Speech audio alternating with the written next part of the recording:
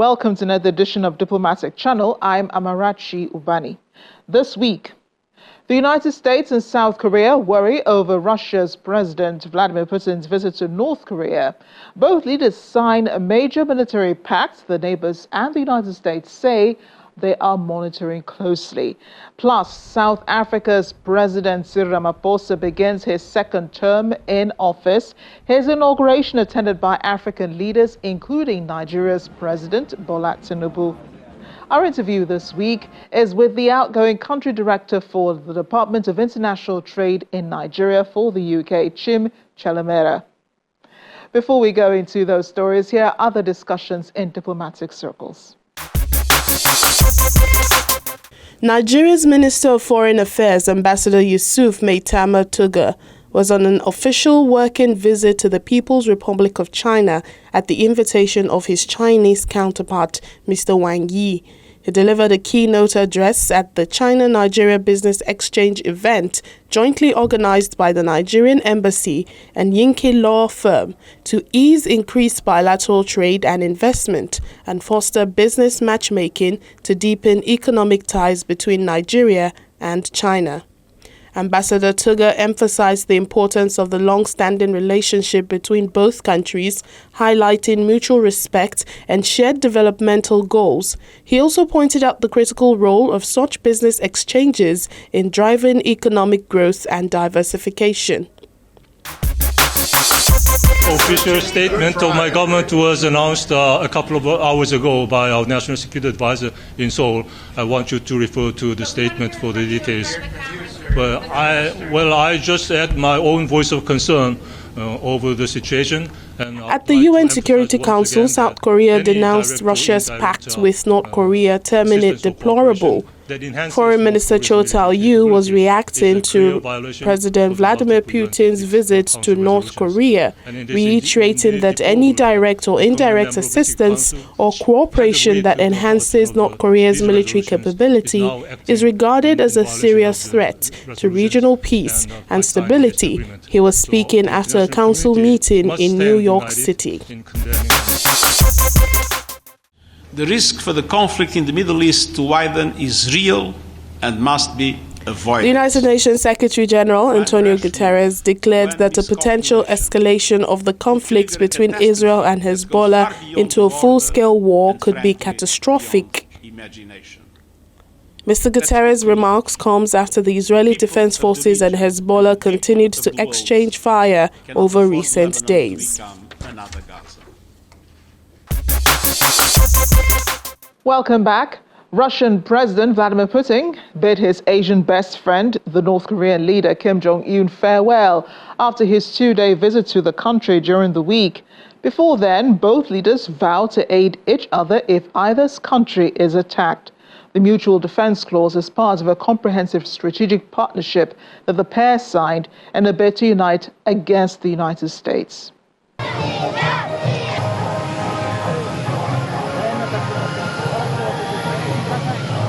After one full day of visit to his East Asian ally, the Russian President Vladimir Putin bids farewell with an open invitation to his counterpart Kim Jong-un to visit Moscow in the near future. The waves of goodbye continue even after President Putin boards his plane.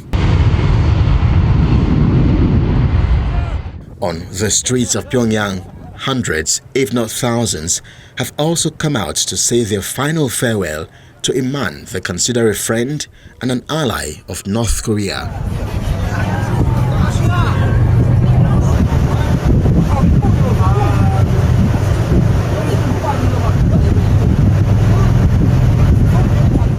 Before then, the Russian president had made a brief stopover at Pyongyang's Church of Life-Giving Trinity. The church visit represents a key agenda item for President Putin, who has long strived to present himself as a devout Christian, despite accusations that he weaponizes religion for political ends, notably to rally support for his invasion of Ukraine. This time, he was not accompanied by North Korean leader Kim Jong-un.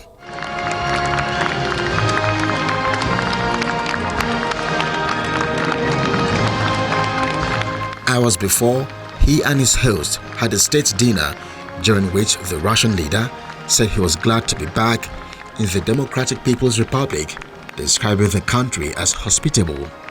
He pointed out that the USSR had played a significant role in liberating the Korean Peninsula during the Second World War.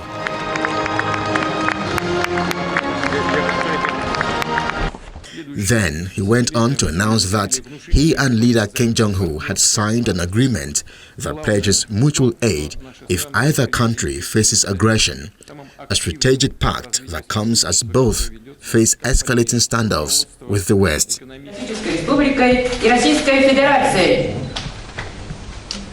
Details were not immediately clear, but it could mark the strongest connection between Moscow and Pyongyang since the end of the Cold War. Both leaders described it as a major upgrade of their relations, covering security, trade, investment, cultural and humanitarian ties. The summit marks the first time in 24 years since President Putin visited North Korea. Leader Kim Jong-un said the two countries had a fiery friendship and that the deal was their strongest ever treaty, putting the relationship at the level of an alliance. He vowed full support for Russia's war in Ukraine.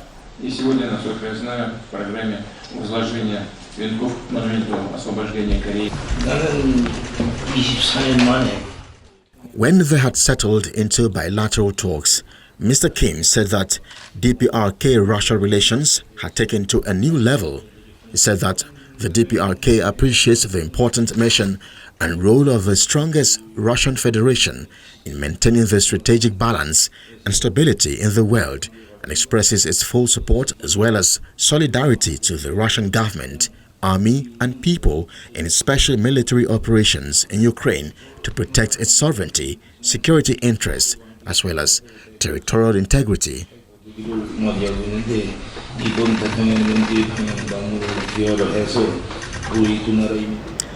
But the visit was not all business. There was time for both leaders to enjoy some entertainment.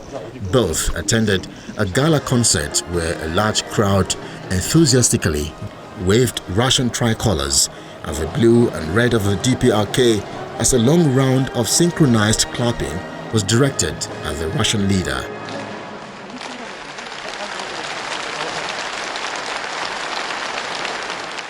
In the meantime, the US and South Korea have accused North Korea of providing Russia with artillery, missiles and other military equipment for use in Ukraine, possibly in return for key military technologies and aid. The US State Department says in recent months, Washington has seen North Korea unlawfully transfer dozens of ballistic missiles and over 11,000 containers of ammunition to aid Russia's war effort. We'll move on now to my interview this week. My guest is the Country Director, Department for International Trade for the UK government's Chim Chalamera. She's been in Nigeria 3 years that went by so fast as she heads on to another assignment. Chim has worked in a variety of roles on public and private sector projects, including development and humanitarian work, providing a range of commercial and advisory services. And before her time in Nigeria, she was Growth Advisor for the UK Department for International Development, and before that, worked in the private sector for 15 years. She talks some more about her time in Nigeria, the UK's development plans for Nigeria, and where she's headed next. Chim Chalamera, thank you so much for speaking with us on Diplomatic Channel. And you've been in Nigeria for 3 years, 3 wonderful, delightful years. I'm sure the country has adopted you as its own. Do you feel like, we really have adopted you as Nigerian? I've always tried to be myself, and I think coming to Nigeria has felt like just coming home. It's the country, the people have really welcomed me. They've embraced me as one of their own, which I'm truly, truly humbled. Because for those who might not know, I'm actually of Malawian descent. Although a number of Nigerians believe that I should have been Nigerian. So I have adopted Anambra as my state. And to be more authentic, they said, no, you need a local government area. So Alo is my adopted LGA. But yeah, I've felt so welcome here, and Nigeria has truly left a mark in my heart. And I will be back. I will be back. You're one of the few British officials who has seen pre-election, post-election, pre-election, election, and then post-election in Nigeria. And I'm not going to talk about the politics, because you're not supposed to comment on that. But with the transitions came changes in business and in economy. What kind of changes have you seen, and what are your thoughts on them? So I've been quite fortunate to have seen that transition. You've mentioned pre-elections, during the elections, and now in the post-election period. And there have been quite a number of bold economic steps that His Excellency President Tinubu has taken. And they have had an interesting impact in terms of the response from the business community. The reforms have been bold. So we've obviously seen the removal of the fuel subsidy, the unifying of the exchange rate, and a few other sort of tightening of monetary policy, which I think has been sending the right signals, certainly in the City of London, in terms of investors and investor appetite to come into Nigeria. I know that the reforms have been quite difficult for the ordinary man and woman in Nigeria.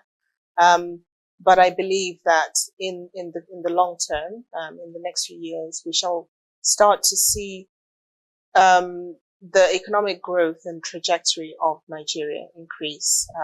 So on that aspect, I believe from a business, trade, and investment perspective, the reforms are taking the country in the right direction, and it will be a few years before we start to see the fruits materialize. But how much confidence does UK government have in Nigeria's economy? When you look at, major corporations and big organizations leaving the country in the last at least 1 year, a number of really big corporations have left Nigeria. So from the feedback that we've had from businesses, the challenges have been over a number of years. So the challenges that businesses have experienced are only coming to fruition now, which is why you have some businesses choosing to disinvest, but we still have a number of other investors still interested in Nigeria, still interested because they see the changes, they see the commitment from government to make those changes, and they're willing to come in and invest in the country. So some of the impacts and effects are things that have probably accumulated over a number of years. So you think those companies could come back? I can't speak for them. I would like to hope that they will, because we certainly have seen an improvement. We've seen an increase in the trade that's happening and in the investment that's happening in Nigeria. So I'd like to think that we are on the right trajectory when it comes to investment, when it comes to business, when it comes to trade. Well, 4 months ago, the UK Minister for Business and Trade, Kemi Badenoch, was here with Helen Grant for a meeting that was aimed at strengthening UK-Nigeria partnership, which is already worth £7 billion. One of the reasons she was here was to sign the ETIP, the Enhanced Trade and Investment Partnership, a first for the UK with any African country. Nigeria is so lucky to be the first that you'll be signing this partnership with. What's the progress so far on this? Yeah, so maybe just to take it back to the visit itself. So the primary reason for that visit was to sign the ETIP and to launch the ETIP, the Enhanced Trade and Investment Partnership. And our Secretary of State, Right Honourable Kemi Badenoch, was here, as you rightly said, together with the Trade Envoy to Nigeria, Ms. Helen Grant. And interestingly, both women of Nigerian descent. So, they have been the powerhouse in getting the ETIP over the line. And since February, what we have been doing is really working on establishing the working groups. So we're looking to co-create working groups that will have representation from Nigerian side as well as from the UK side. And the idea is those working groups will essentially provide that framework for tackling some of the market access issues that both Nigerian businesses and UK businesses have been facing. So that's where we are at the moment, is putting in place those technical working groups to start addressing those specific challenges and issues that the businesses from both Nigeria and the UK have been informing us about. So I'm thinking, most Nigerian businesses that are hearing this are thinking that this is just on the level of governments. How does this trickle down to business owners?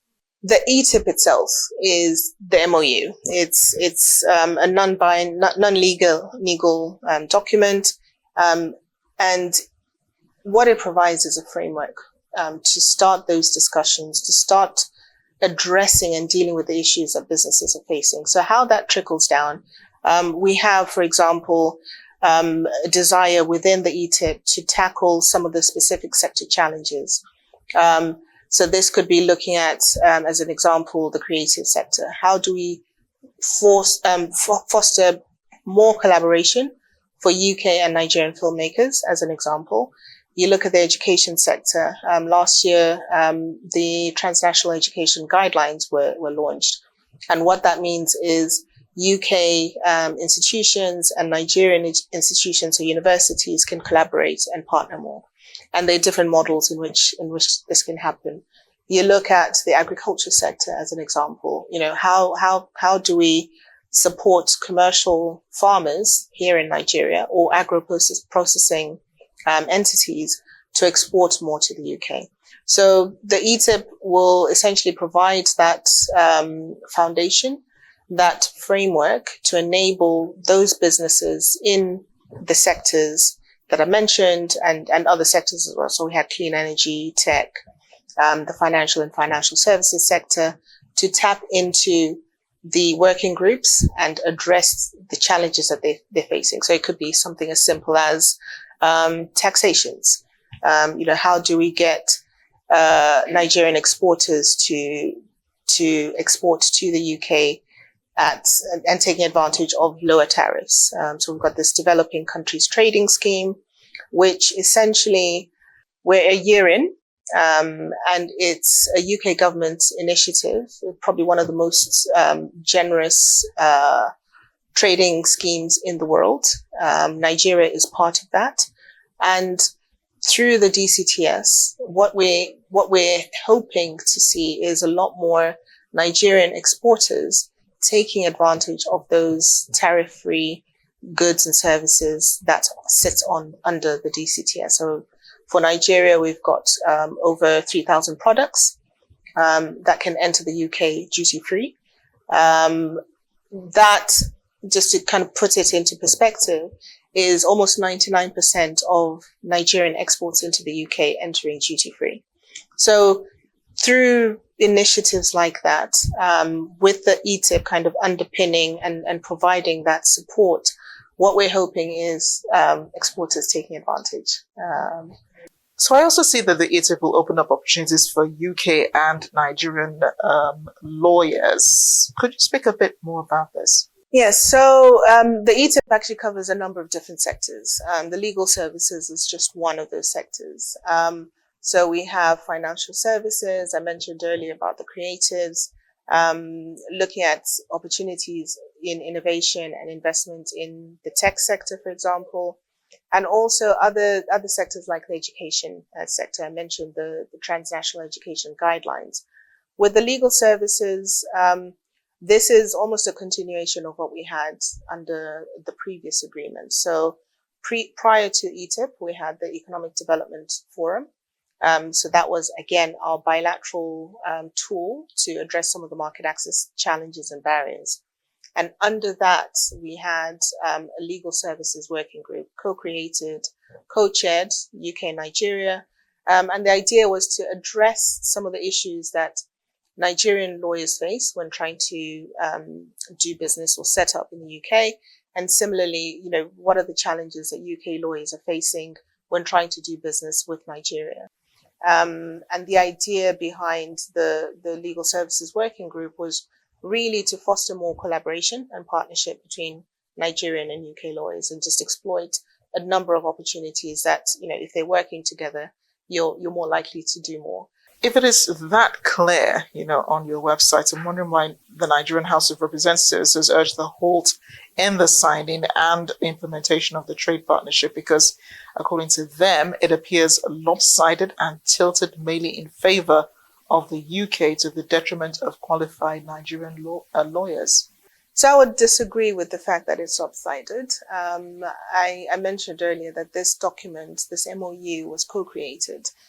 So everything that is within the MOU is available online.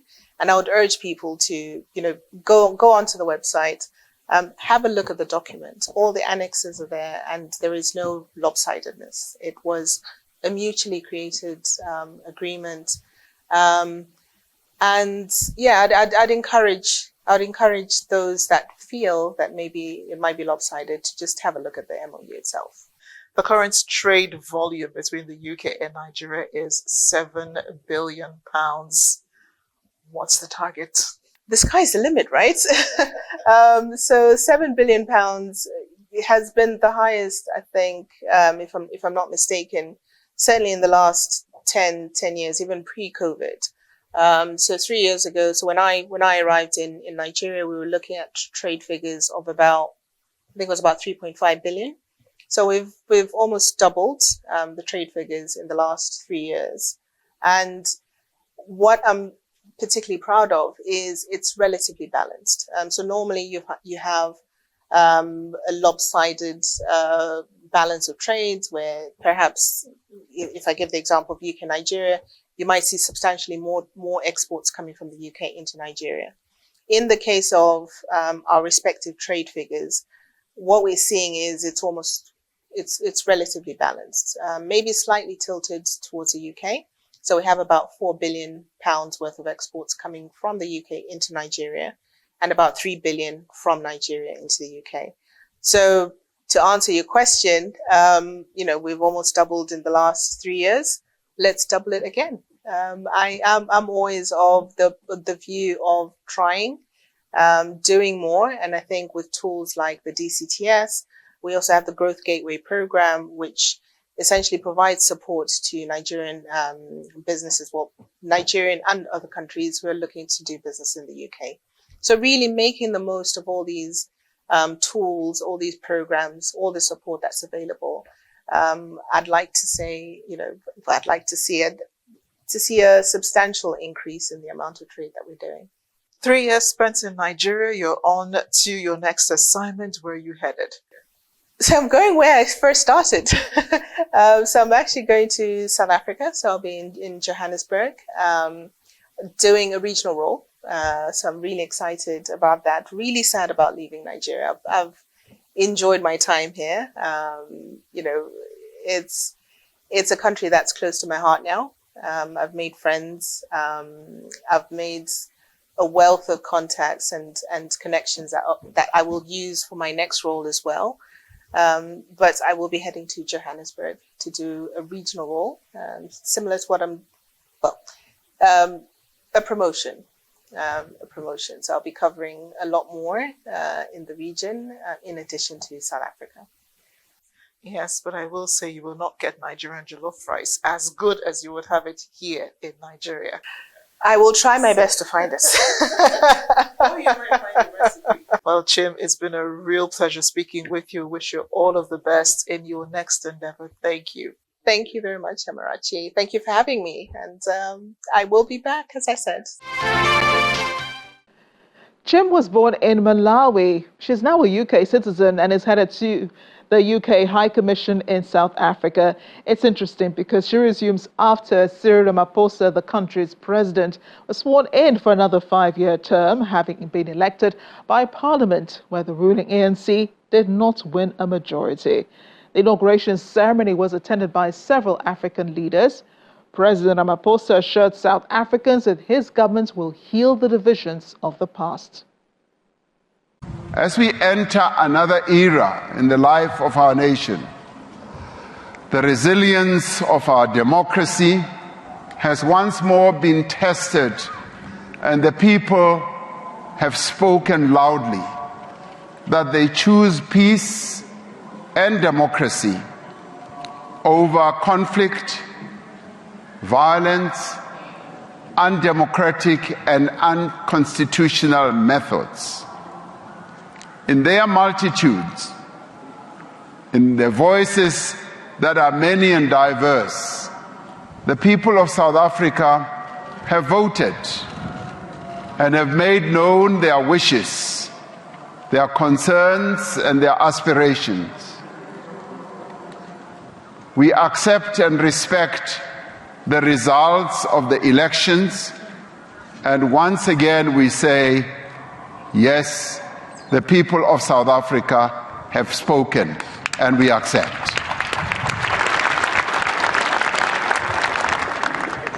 Their will shall be done without any doubt or any question. This is where we end the program. Don't forget, you can always reach me using any of the social media handles showing on your screen. You can also watch this and other editions of Diplomatic Channel on the playlist on Channel's YouTube. I'm Amarachi Ubani. I'll see you next time.